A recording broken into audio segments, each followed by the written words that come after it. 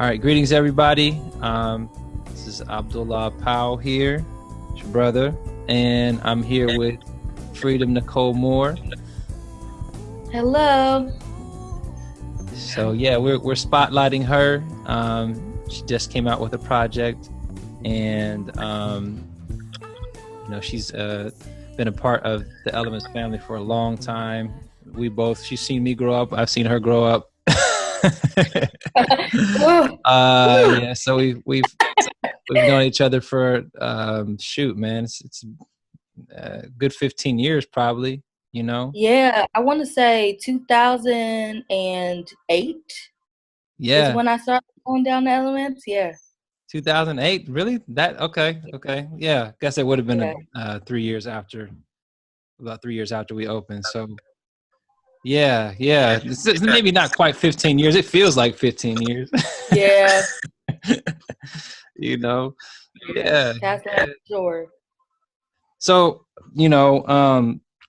maybe for folks that aren't, acquainted with who you are and the history that we have together, maybe just talk about, who Freedom Nicole is.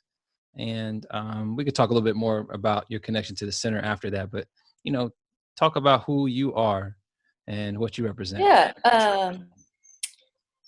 Basically just a singer-songwriter from the local area. And I front a band, Freedom Nicole Moore and the Electric Moon. And we do, it's like modern R&B or like neo soul / like indie, dream pop, technically, similar to Mac DeMarco, Crumb. Yeah, that's pretty much it. And nothing more to say other than,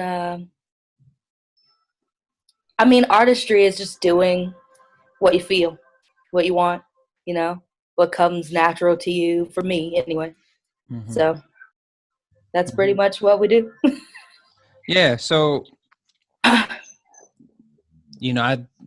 got to know you as a teenage songwriter and recording artist, 2008. And at the time you were doing R&B, Yeah, doing R&B. You're also, playing guitar, or learning to play guitar, and kind of writing, stuff somewhat that would accompany it, just playing acoustically. Yeah.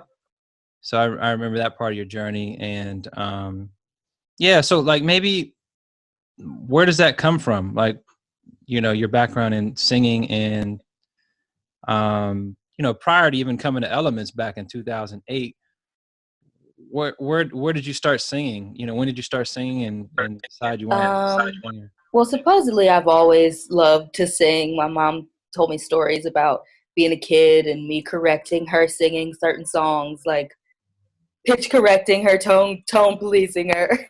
And I feel bad. But it's just always been with me.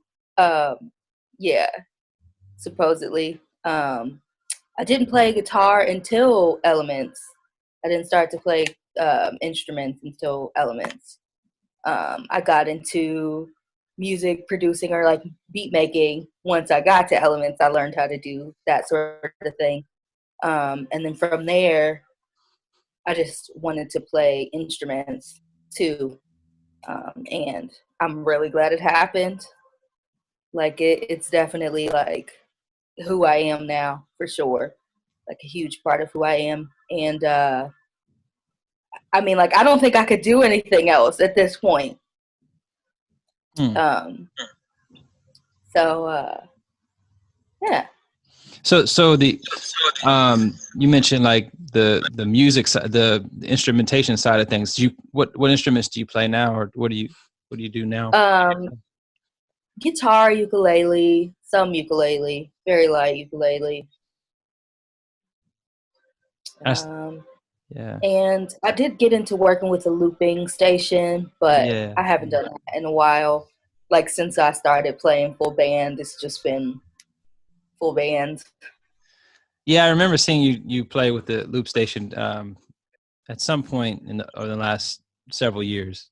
So you say you're no longer using that as much, but you have experience with that Yeah, too. Yeah. not as much, unfortunately. Yeah, I love working with that as well. Just creating freely and letting it flow, and almost like uh, it's almost meditative too, in a sense, like that specifically.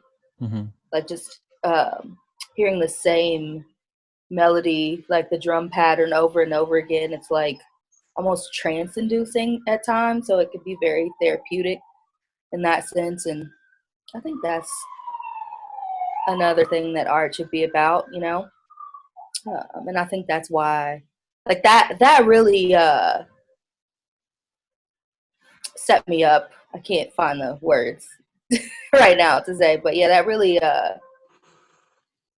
pioneered something else for me in like artistry. That's what the loop station pioneered. Uh-huh. Yeah, Yeah. yeah, Like yeah. that was a big part of the journey.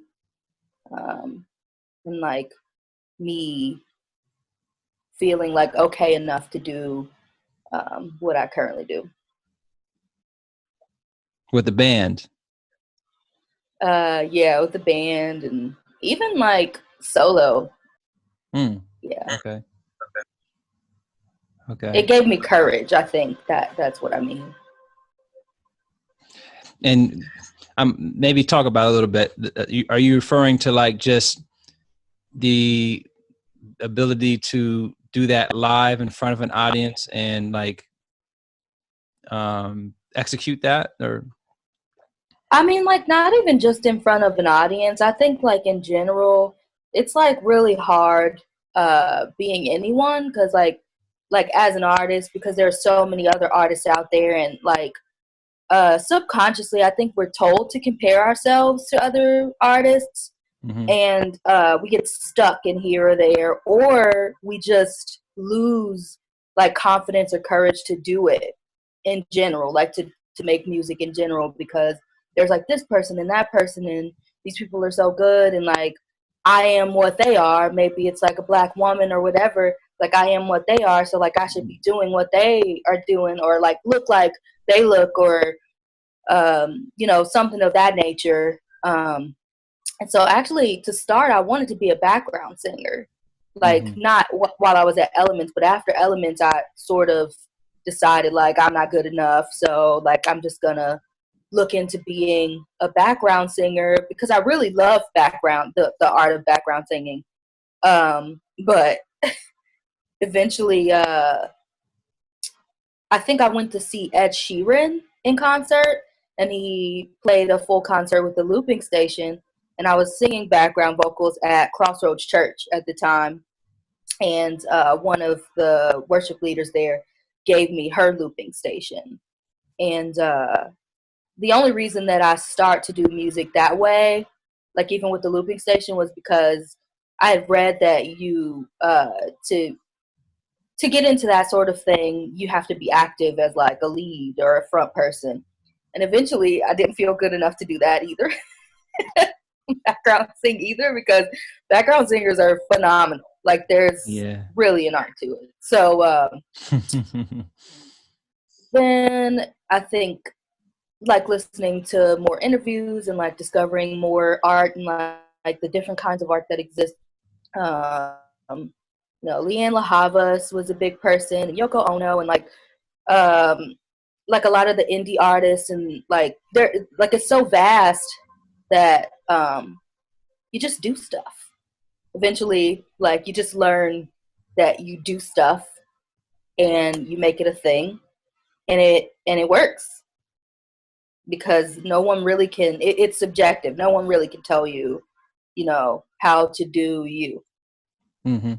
Mm-hmm. Yeah.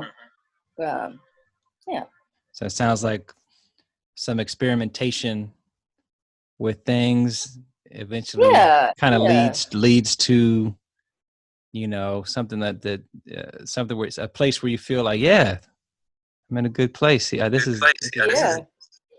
Yeah.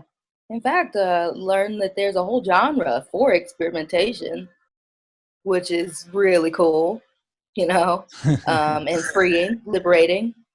But I think the best artists were that way. They were just like, I'm gonna do stuff, and I'm not gonna listen to, who people say I should be, and that's like a big part of life in general.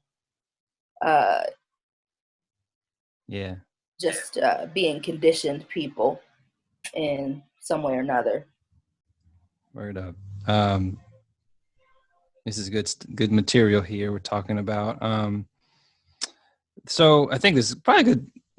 I want to talk about the band, but maybe. So usually I ask, what are some interesting things that have occurred in your personal life that you're willing to share that relate to your artistry, relate to your journey. Of course, it's been a long time since you've probably been doing stuff with the center, so you could take it back as far as you'd like to take it back. Really, you could take it back in the last year. You can go further beyond that. Anything that you feel is like, these were impactful things in my own experience that that I think about today, and are inspiring for me to keep going. I think I should have let you finish the question before I tried to answer it. But I think loss is, this is pretty abstract, but loss has been a pretty big concept for me, as far as like inspiration goes.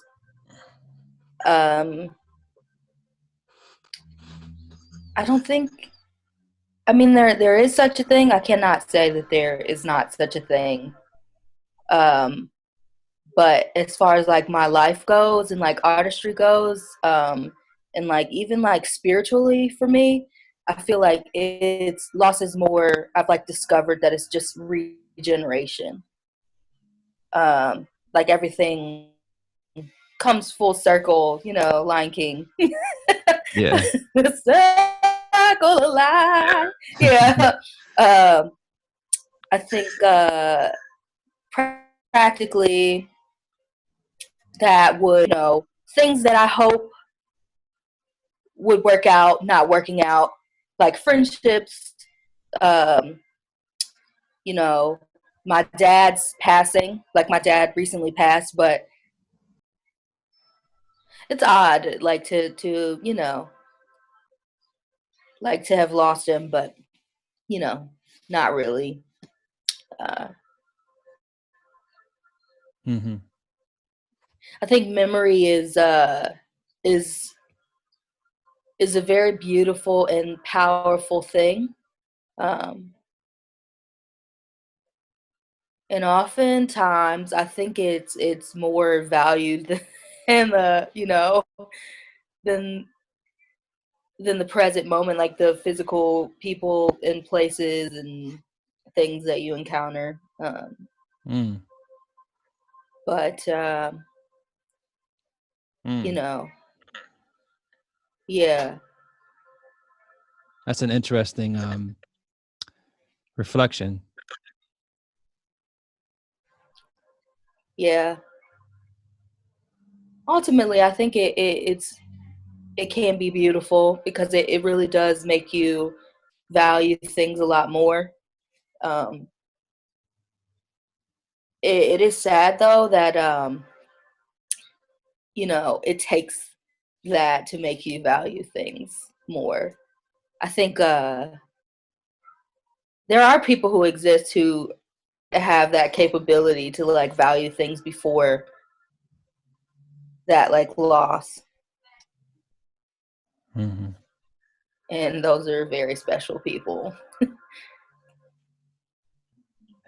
There's something you're saying your father was preparing you, but there's something I missed. I feel like I missed in terms of what he was saying to you maybe that was what he was saying to you. I feel like I couldn't hear. It got chopped up or something. Yeah, he's like, I'm going to croak any day now. This is what I want you to know. Trust in the Lord with all your heart, lean not to your own understanding. In all your ways acknowledge him and he will direct your path. Okay. And we talked much about vanity, um, all forms of vanity, like because when we usually talk about vanity, it's like, oh, like appearances, but it's like so much more than like just physical appearances, even down to like occupations and projections, things that we project on other people about like what they should do and the way they should think according to our own conditioning, and like what makes you better um, is what you know, and you know who you are, you know what you know about yourself, and how you treat other people in each moment that you value, and how you show up, you know, not like what you have or where you went to school or you know how you look. Mm-hmm. Yeah, thank you for sharing that. With tell us about it's called your band. The band is called Electric Moon. Freedom Nicole Moore and the Electric Moon. It's like a compound. Well, just the One of my band. Okay, the band side is it, are they Electric Moon? But that's the whole band is Freedom Nicole Moore and the Electric yeah, Moon. Freedom Nicole Moore and the Electric Moon. Okay. An Okay. old bandmate came up with it and it stuck. I don't know. We're probably gonna have to change it because there is a band called Electric Moon. Oh, okay. But technically, like we're a unit, so we might not have to change it for a while. It's like Freedom Nicole Moore and the Electric Moon. Mm-hmm. So it's just we're one. It's just a compound name. And I felt like, I don't know, I'm pretty abstract. So when the person said the name, I was like, yeah, that feels like us. That feels like what we do. Maybe talk about the music, talk about the album. You know, Um, I enjoyed listening to it, and definitely would like to hear more about it. Green Grass Grows. There's that song from Barney. I worked in childcare at the time. Still really love working with kids, but I switched to nanny so that I could have more time and a little bit more money too, honestly. You know, gotta live. But the song is like, there's a hole in the ground, and in that hole there's some dirt, and in that dirt there are some roots, and the green grass grows all around, and the green grass grows all around, and it goes from like that point all the way to like a bird being in the nest, you know, or a bird being birthed from an egg, and the green grass grows all around, and the green grass grows all around. It's just like all things lead to other things, or regeneration again, if you will, or all things coming full circle. Mm-hmm. So I think that's pretty much the essence of it, and what that looks like for humans. I mean, I guess not humans, but like in human interaction, um, is like what that is about, like that whole concept of green grass grows. Um, Yeah. which I mean, it incorporates it incorporates a lot of different loves, if you will, like love of objects. There's like a list of the loves. There's like seven different loves. I think filio was like love of objects, if I'm correct. Mm-hmm. Um, but yeah, durag is like, I mean, how can you not love a durag? I mean, it's pretty sacred. But also, I mean, like the reason why it's sacred is because, you know, it symbolizes self-care. You know, you got to take care of your hair and make sure, you know, you're able to swim in the waves. But yeah. So we're here at the Bandcamp page for Freedom Nicole Moore and the Electric Moon. So this is on Bandcamp. This is where the album is at. I could try to play a song. Maybe we could choose one and that we could talk about. Which song? Yeah, we can do that. Which would be one we can highlight? Oh, most is. Okay, yeah, just do. I guess just do Pink Sugar. Okay. All right, we're listening to Yeah, Pink they're Sugar. all long. That's a part of the freedom of it, you know. Yeah, I thought it Like was. I thought it might be. originally being told. Yeah, being told, oh, song should only be 4 minutes, or like this should be the construct of the song. But like we've always been told about different constructs and how they should work, and that's not really, you know, relative to me unless I want it to be. Also, I mean, like you have like the old psychedelic bands. They had 7-minute song, 8-minute songs. They would go on and on, you know, Oh like the yeah. greats. Oh So. yeah, definitely. A lot of those songs went on and on, and them hooks would come back. The hooks would come back a couple minutes later. You hear them again. You know, it's just they were too good to stop. Yeah. They were too good. Yeah, nothing wrong with that. Nothing wrong with that. So we're gonna listen to Pink Sugar here. Okay. Let's see if it'll play good for us.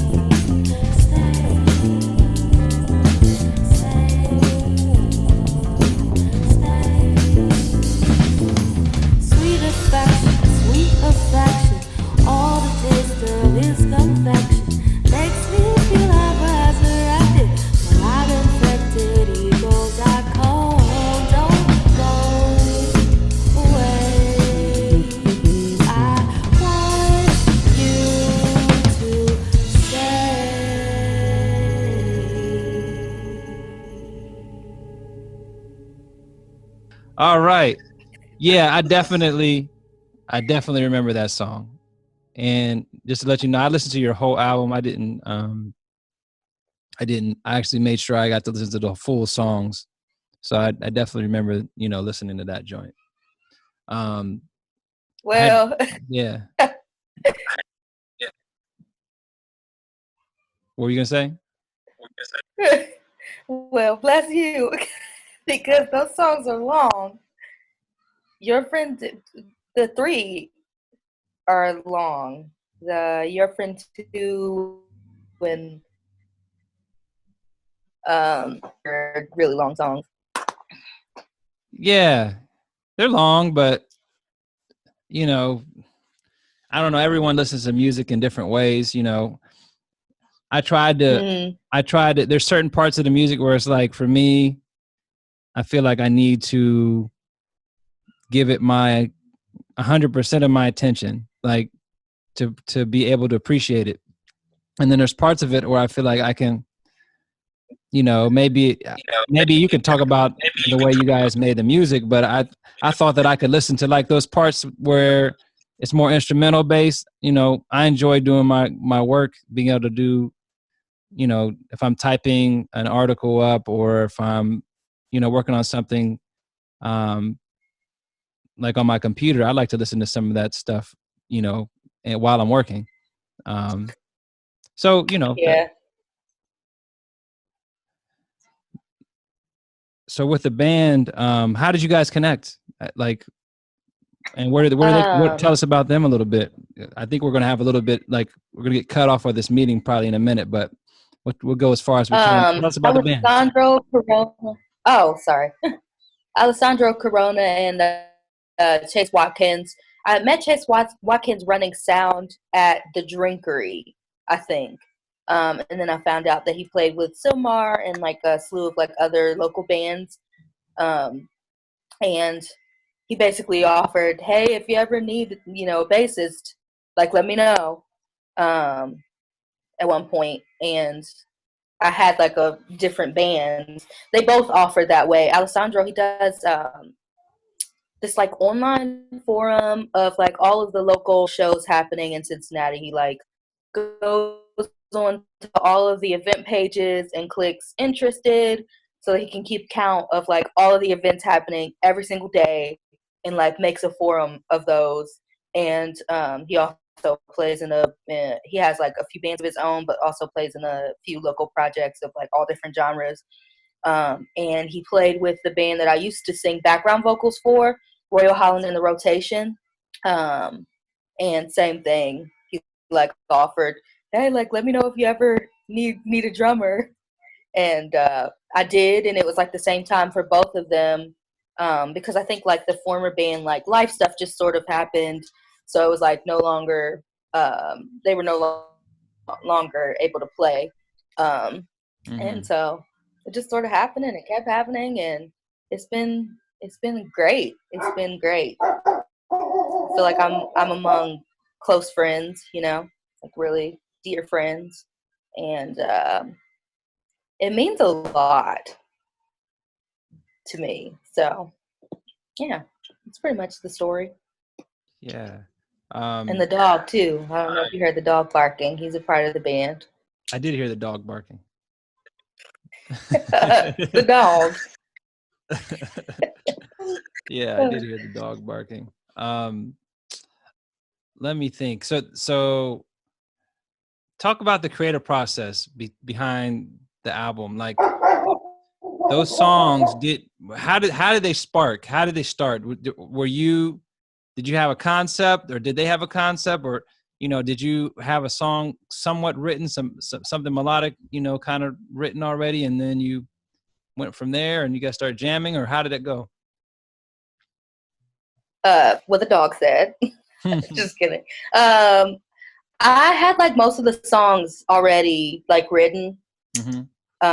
And then we come together and jam on them, and we just keep jamming, and like the jam would turn into something else, and it was like most of the time it was like playful, like the songs were like jokes, or like the the interlude parts. That's how like Do Rag and like Be There came about.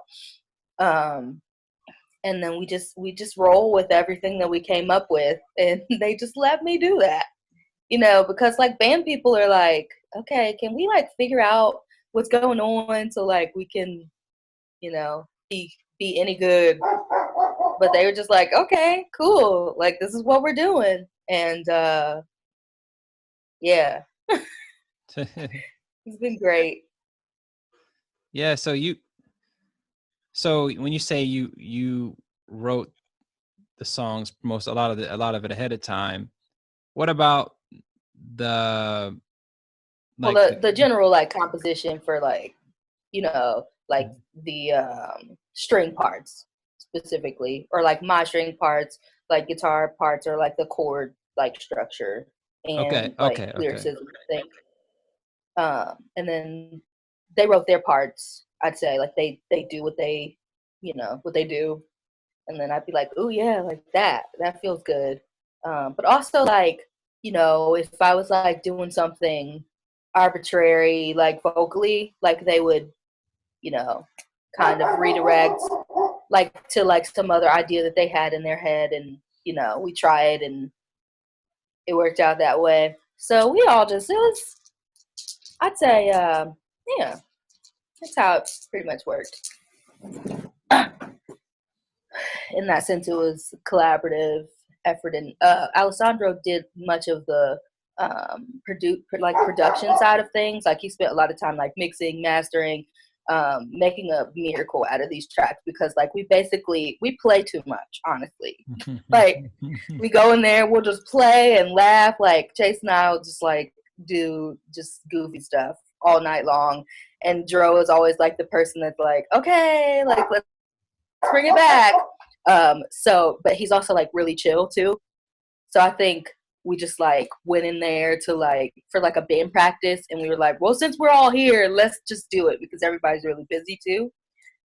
So we recorded the tracks, and then Joe started working them out, like taking out any flubs, and like mixing them, and then whatever parts we needed to redo, we went back to redo. Or we would have like different people, like different local people, Ben Pitts, Stephen Patota, Phil Cotter, like add their parts on, like if it still felt empty or things like that. So there are a lot of people who are in on this, like Sarah Hutchinson sings background vocals, Molly Sullivan, Kate Wakefield, like Jess Lamb. Jess Lamb is also singing on. They're all on Morning.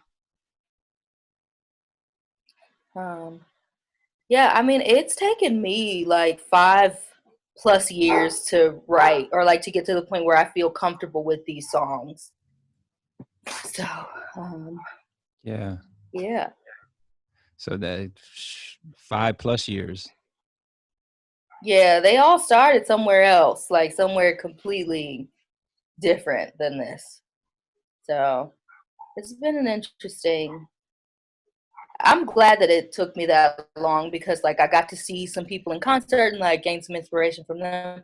Like India Arie, I went to see her when she played, which was several years ago here, and I think she said the same thing, that like some of her songs just take a long time to come to her, or like for different parts to like for everything to come together, and then some of her songs just come instantly, and I felt that. Mm-hmm. And just kept going, and everything came full circle. So that's pretty much it. Well, awesome. Freedom, good to see you, and thank you for being willing to share, through this platform, and really just happy for you with the album, and happy that you're, just you with all your growth over the years. It's nice to see that. Thank you. Nice to see. Have the opportunity to work with folks and see them, over a trajectory like that. Like, um, Yeah. all the personalities that we got to see, because you know 2008, you're around. Yeah, I was definitely. Yeah, I can only imagine because I know how wild I was, and like so many things open up for me, like having been a part of like that program, uh, to like really round me out, you know. I met Brandy Smith from Channel 9. She worked at Channel 9 at the time and sort of became like a mentor of mine for a while. And that's the whole, like, I learned so much from her. And Aprina Johnson, too. Aprina Johnson, like, that's how I discovered, you know, singer-songwriters or, like, independent, like, singer-songwriters. Like, we went to see Joy Ike, who basically bought her all of her own equipment and like did everything herself, like went from place to place, booking her own shows and like doing her thing that way. And I was like greatly inspired by that. Yeah. So yeah, Never would have been a thing without having been at Elementz. Yeah, So. some lots of different connection points to people. That was cool. It was cool time. Really learned to make the most out of everything because you just never know, you know. Yeah, it's cool seeing just seeing you guys. I still see, you know, Kick pretty often. I see Gam and Nitty pretty often. Devontae, you know, we definitely check in with each other. It might be every year or year and a half. Cool. You know, so you know, it's just good to see folks, see how folks are doing, and you know, I'm glad to know you guys, and still be connected to you. Yeah. Likewise. All right, so we'll let you go. I got nothing else to say, but appreciate you for joining me, and definitely prayers for you and your family, and for your efforts that there's blessing in it, and continued growth for you. Thank you. Received. Yo, once again, this is Abdullah Powell, creative director of Elementz. Thank you guys for tuning in to our Artist Spotlight interviews. Be sure to subscribe to us on YouTube. You can look us up at Elementz Cincinnati or Elementz Hip Hop. You should be able to find us.